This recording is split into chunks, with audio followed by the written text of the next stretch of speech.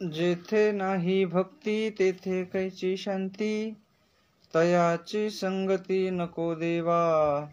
जेथे नाही भाव तेथे कैचा देव, तैसा माठाव नको देवा.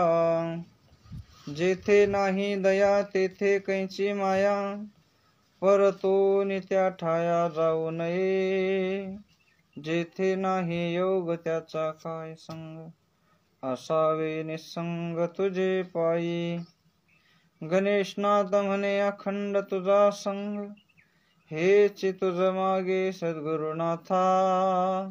जेथे नाही भाव तेथे कैसा देव, तैसा माठाव नको देवा. प्रस्तुत प्राप्त प्रसंगी, प्राप्त स्थळी आणि प्राप्त वेळी. आज ऑनलाईन एकादशी निमित्त असणारी संत गणेशनाथ महाराज यांच्या अभंग गाथेमधील अभंगावर प्रवचन करण्याचा योग. या ठिकाणी अभंग त्याचे विवरण करण्यापूर्वी वक्रतुंड महाकाय सूर्यकोटी समप्रभ निर्विघ्नं कुरु मे देव सर्वकार्येषु सर्वदा. अज्ञानेशं दानमूर्तिंच साक्षात् प्रेम स्वरूपिणां, नामदेवंच दयामूर्तिनाथं वन्दे पुनः पुनः. वैराग्यस्य परामूर्ति देव क्षेत्र निवासिनां, तुकाराम महाराष्ट्र भक्त राज चतुष्टकम्. जेथे नाही भक्ती तेथे कैची शांती, तयाची संगती नको देवा. जेथे नाही भाव तेथे कैचा देव, तैसा आम्हा ठाव नको देवा. प्रस्तुत प्राप्त प्रसंगी, प्राप्त स्थळी आणि प्राप्त वेळी. संत गणेशनाथ महाराजांच्या अभंग गाथ्यामधील अभंग क्रमांक 16 या अभंगावर प्रवचन करण्याचा योग. महाराज या अभंगामधून मागणं मागतात. संतांनी मागणं मागावं का? तसं तर कोणीच कोणाकडे काही मागू नये. आणि देवाला मागणारी लोक आवडत नाहीत. मग तरीही महाराज का मागतात? कारण संत स्वतः करता काहीच मागत नाहीत.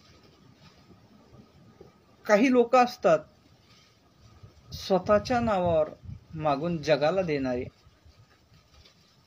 स्वतःच्या नावावर मागून जगाला देणारी असतात. जगाच्या नावावर मागून स्वतः घेणारी असतात. काही लोक दुसऱ्या करता मागतात पण फायदा आपल्या बघतात. काही लोक आपल्या नावावर मागतात पण फायदा जगाचा बघतात. असे मागणी करणाऱ्यामध्ये अनेक प्रकार आहेत. त्यापैकी संत आहेत की जे स्वतःच्या नावावर मागतात पण जगता करता त्याचा उपयोग करून देतात.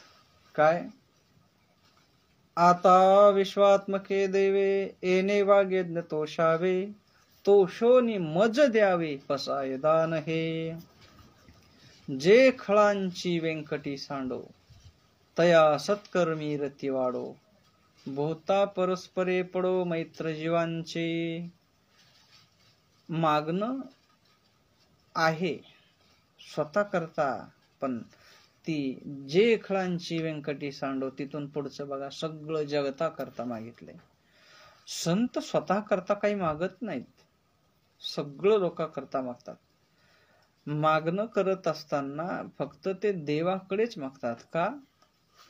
तर पाया पडायचं असेल तर देवाच्याच, जीवाभावाच्या गोष्टी करायच्या असेल तर देवाच्याच, देवाजवळच बोलायचं, शरण जायचं असेल तरी देवालाच, सगळं काही गोष्टी सांगायच्या असतील तर देवालाच, दुसरं कोणालाही नाही. कारण जर तुम्ही गोष्टी इतर लोकांना जर सांगत असाल तर लोक हसी मजाक उडवतात. पण देव ऐकून घेतो आणि त्याचं समाधान करतो. मागायचं असेल काही न मागे कोणाशी, तोच आवडी देवाशी. जो कोणाकडे काहीच मागत नाही तो देवाला आवडतो. आणि इथं तर संत महात्मे मागणी करतात. संत आपणाला मागणं मागवून दाखवतात. संत आपणाला मागणं मागवून दाखवतात. कारण आपणाला मागायचंय, पण कोणाकडे मागायचंय, काय मागायचंय आणि कसं मागायचंय हे कळत नाही. आपण कोणाकडेही मागतो, काहीही मागतो आणि कसंही मागतो, कधीही मागतो. त्याचं आपणाला ज्ञान नाही. काही गोष्टी कोणाकडे मागाव्या, काही गोष्टी कोणाकडे मागू नये, ह्या सगळ्या गोष्टीचा इतिहास आहे. आपण आता बघा, नारद महर्षींनी कृष्ण परमात्म्याकडं बायको मागण्याची इच्छा केली होती. हे मागणं बरोबर आहे का? नाही. वास्तविक बघितलं तर कृष्ण परमात्मा नारदाचे आजोबा आणि आजी मागण्याचा प्रयत्न करणं हे चूक आहे. म्हणून काही गोष्टी योग्य नाही. मागणी आहे पण ती योग्य मागणी नाही. काही मागण्या शक्य असतात का? काही गोष्टी अशक्य आहे. अशक्य गोष्टी मागू नये. अशक्य आहे, तहान लागली आणि मला मृगजळच द्या असं जर आपण म्हटलो तर ती मागणी योग्य असेल का? तर राहणार नाही. आणि म्हणून आपण काय मागतो, कोणाकडे मागतो, कसं मागतो, मागणी योग्य आहे का, त्याचा विचार करून मागावा. या ठिकाणी संत गणेशनाथ महाराज देवाकडे मागतात की जेथे नाही भक्ती तेथे कैंची शांती. ज्या ठिकाणी भक्ती नाही त्या ठिकाणी शांती असूच शकत नाही. आपल्या भारतामध्ये जर हे वारकरी संप्रदाय नसता, मी छाती ठोकपणे सांगतो, आपल्या भारतामध्ये वारकरी संप्रदायासारखा पंथ नसता तर जगातले अर्धे लोक रोज आत्महत्या करून मरून गेले असते. एवढा परमार्थ असून सुद्धा लोक बरीच आत्महत्या करतात. आणि काहीच जर ज्ञान नसतं वारकरी संप्रदायाने दिलं जगाला तर कितपत जग टिकलं असतं महाराज? अजिबात नाही. आपल्या भारतासारखी संस्कृती दुसऱ्या देशामध्ये नाही. आपल्या भारतासारखा भूभाग दुसऱ्या देशामध्ये नाही. कारण या भारतामध्ये अनेक संत आणि अनेक देवांचे अवतार झाले, हे आपणाला कधीही विसरून चालणार नाही. आणि म्हणून खऱ्या अर्थानं भक्तीचं मूर्तिमंत स्वरूप या ठिकाणी भारतामध्येच भक्तीचं मूर्तिमंत स्वरूप पाहायला मिळतं. आणि म्हणून महाराज म्हणतात की ज्या ठिकाणी भक्ती नाही त्या ठिकाणी शांती आचूच शकत नाही. आणि म्हणून महाराज म्हणतात की ज्या ठिकाणी भक्ती करणारे लोक नाहीत त्यांची संगती नको देवा. कारण संगतीमध्ये बी खूप मोठं अवलंबून असते. संगतीवर आपण घडणं आणि बिघडणं, आपण घडतो हे फक्त संगतीवर असतं.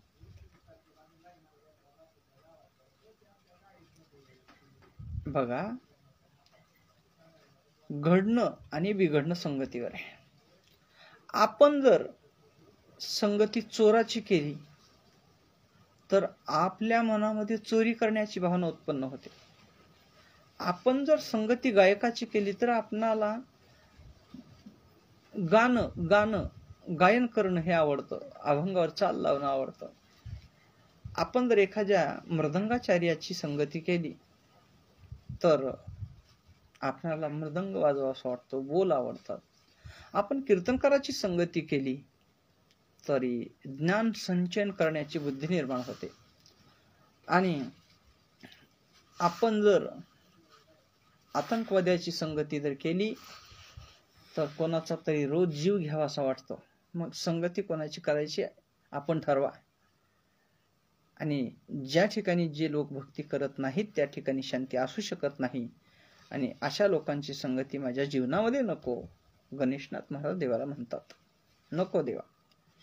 ज्या ठिकाणी जेथे नाही भाव तेथे कैसा देव तैसा आम्हा ठावो नको देवा नको देवा.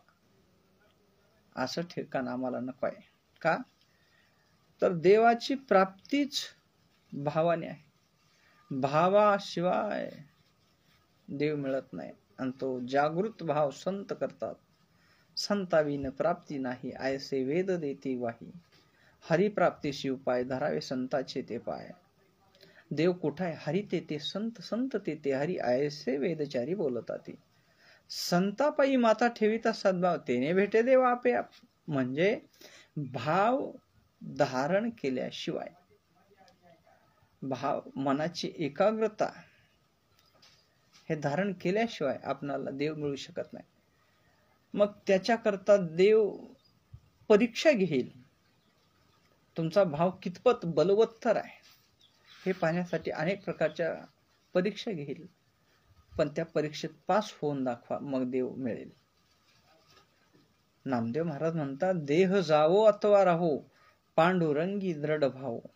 नाही का नाही, पांडुरंगी दृढ भाव.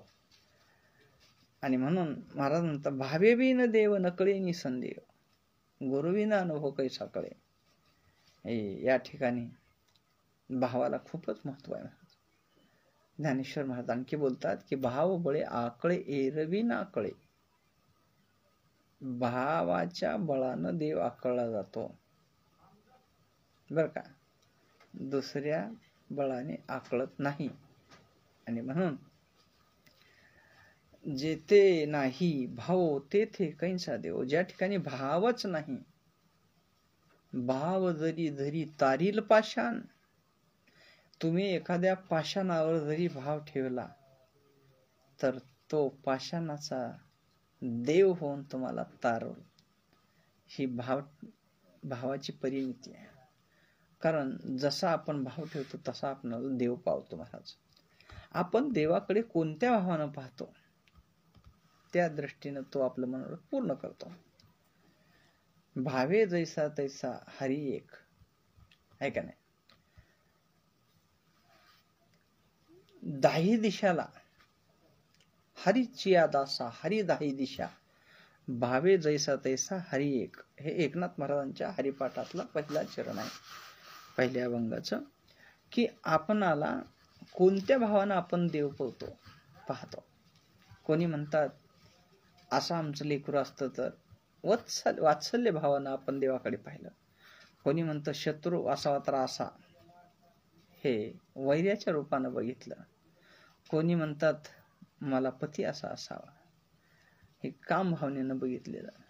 भाव तुम्ही कुठला पाहता, कुठल्याही भावानं बघितलं तर त्याचं मनोरथ पूर्ण करणारा देव आहे.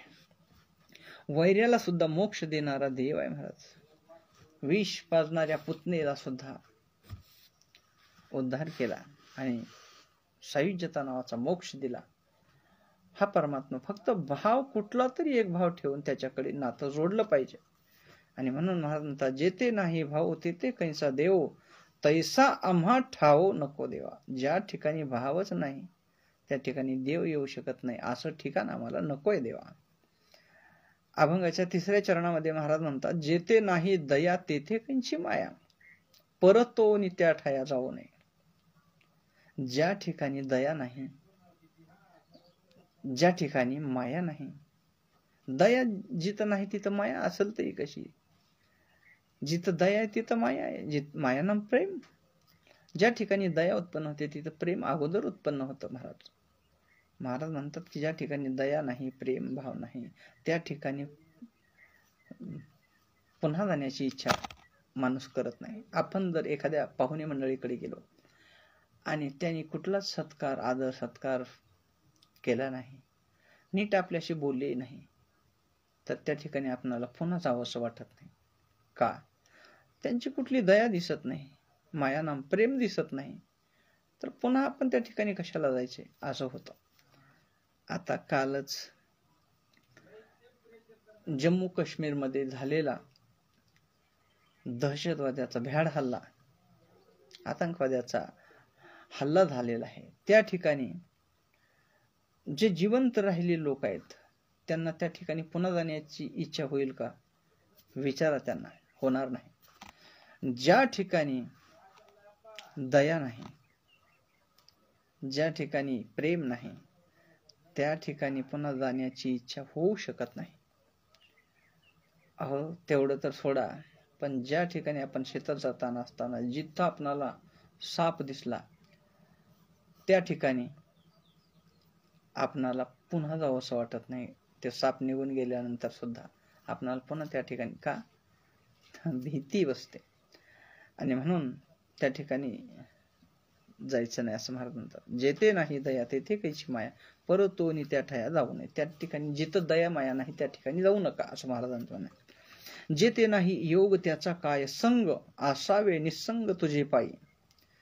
देवा, जो योग, तुझ्या प्राप्तीचा योग जिथं नाही त्यांचा संग करून, मग त्यांच्या संगात जर आपणाला अधोगती मिळत असेल तर त्यांचा संग टाकून निसंग होऊन तुझ्या पायामध्ये राहिलेलं बरं आहे असं महाराज म्हणतात. जेथे नाही योग त्याचा काय संग, कारण संगावर सुद्धा खूप मोठं अवलंबन असतं. आपण संगती करतो, कोणाची करतो त्याचा विचार करून आपलं जीवन घडतं बिघडतं. आणि म्हणून कोणाची संगती न करता आपण निसंग होऊन देवाच्या पायाचं चिंतन करू शकतो. कारण देवाच्या पायामध्ये सुख आहे, अपरिमित सुख आहे, न संपणार सुख आहे. आणि म्हणून महाराज म्हणतात, गणेशनाथ म्हणे अखंड तुझा संग, हेच तुझं मागे सद्गुरुनाथा. देवा, मला तुझा संग पाहिजे, म्हणजे तुझी संगती. काय होतं, तुकाराम महाराज सांगतात, देवा तुझी ये संगती झाली आमुची निश्चिंती. आमच्या जीवनात निश्चिंतता आली, सापडला हाती तरी झाली हे निश्चिंती. देवा तुझा संग झाला, तुझी संगती मिळाली, आमचं जीवन निश्चिंत झालं.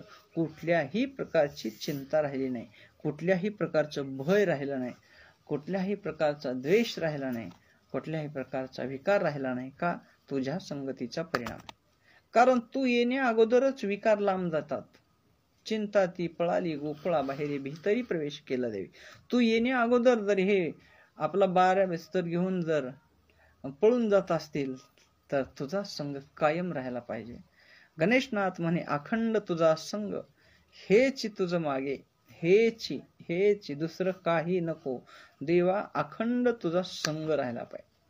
कारण तुझ्या संगतीमध्ये जे बघितलं नाही ते बघायला मिळतंय, तुझ्या संगतीमध्ये जे खाल्लेलं नाही ते खायला मिळत आहे. रोज गोकुळामध्ये गोपाळ देवाच्या संगतीत का राहत होते? तर त्यांना भरपूर देव म्हणत होता, याला तरी यारे लागे अवघे माझ्या मागे मागे, आजी देतो पोटभरी पुरी म्हणाल तोरी. आणि म्हणून गणेशनाथ म्हणे अखंड तुझा संग, हेच तुझं मागे सद्गुरुनाथा. दुसरं आमचं काही मागणंच नाही, एवढंच मागणं माझं आहे. आणि म्हणून महाराज सांगतात, जेथे नाही भाव तेथे कैसा देव, तैसा आम्हा ठाव नको देवा.